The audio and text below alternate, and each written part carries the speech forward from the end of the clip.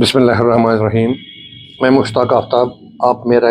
YouTube اور face بک page پہ دیکھتے ہو۔ سچ تو یہ ہے،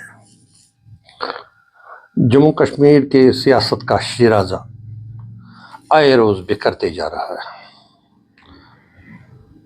اس کی وجہ ان سیاسی پارٹیوں کی سابقہ غلطیاں ہیں جو انہوں نے اپنے مذموم اور جابرانہ ارادوں سے اپنی کرسیاں بچانے کے لیے وہ تمام ہتھ کڑے استعمال کیے جو انہیں طاقت میں بھرا جمع رکھے۔ 1989 کی سیاسی خودکشی جو کانگریس اور این سی نے مل کر کی، جس کا خمیازہ ان دونوں پارٹیوں کو ہی نہیں بلکہ پورے ملک کو بھگتنا پڑ رہا ہے، کیونکہ جموں کشمیر کے سارے سیاستدان اپنی انا اور مکرو مفاد پرستی سے عوام میں اپنا اعتماد کھو چکے ہیں، اور اب مختلف ہیلے بہانوں اور طریقوں سے روپ بدل کر جموں کشمیر کے عوام کو سب حسب عادت سبز باغ دکھانے کی کوشش کرتے ہیں۔ تاہم میرے خیال میں وہ اس میں کامیاب نہ ہو پائیں گے، کیونکہ عوامی بیداری سے یہ لوگ سرے سے ہی یہ بھی غافل ہیں۔ اس کی تازہ اور زندہ مثال یہ ہے کہ کس طرح سپریم کورٹ میں ایک چھوٹے عمر کے جوان نے جموں کشمیر کی وکالت کی، جو ان سیاستدانوں کے چہروں پر زوردار تھپڑ ہے۔ تاہم چند سیاستدان جنہوں نے عوام کے خاطر تنہا چل کر اپنی ساخت کو برقرار رکھا، کیونکہ یہ ان سیاسی گٹھ جوڑوں سے ہمیشہ دور رہے اور اپنی انفرادیت کو قائم رکھنے میں کامیاب ہوئے۔ انہی گنے چنے سیاستدانوں میں خان صاحب، بڑگام کے ایم ایل اے حکیم محمد یاسین صاحب، سابقہ ریونیو منسٹر اور پی ڈی ایف کے چیئرمین بھی ہیں،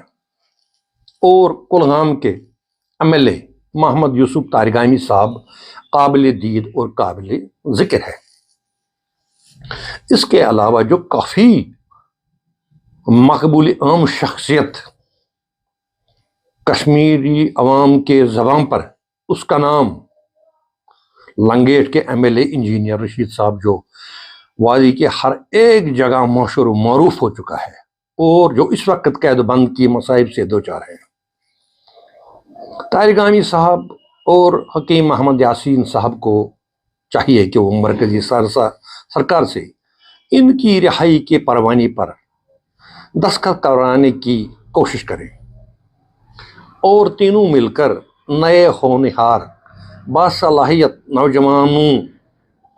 کو سامنے لا کر ایک بے داغ سیاسی پلیٹ فارم کی تشکیل دیں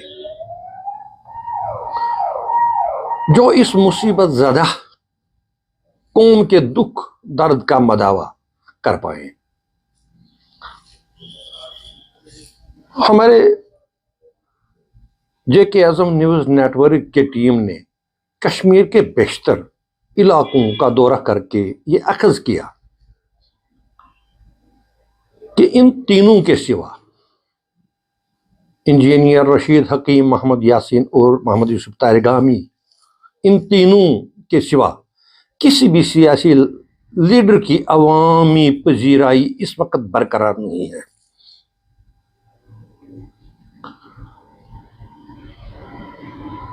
کیونکہ یہ تینوں سیاستدان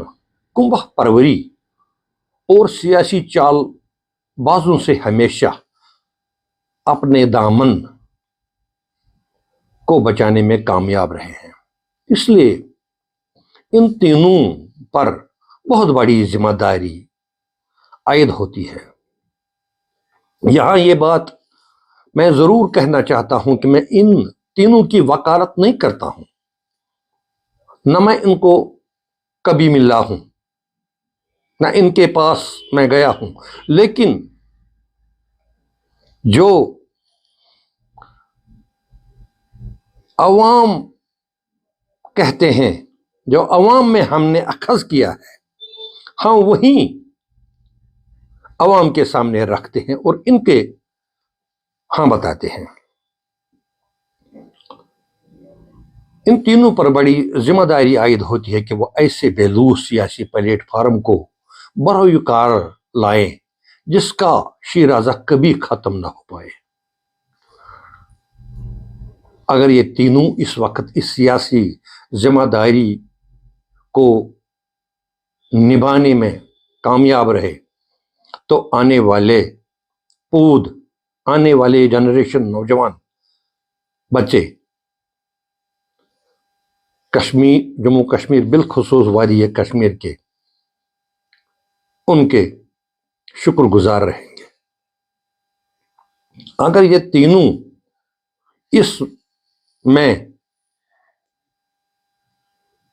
اس وقت یہ نبھانے میں ناکام رہے تو میرے خیال میں اول تو یہ قوم کی بدنصیبی ہوگی اور یہ تینوں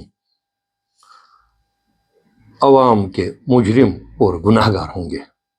اس لیے محمد یوسف طارقامی،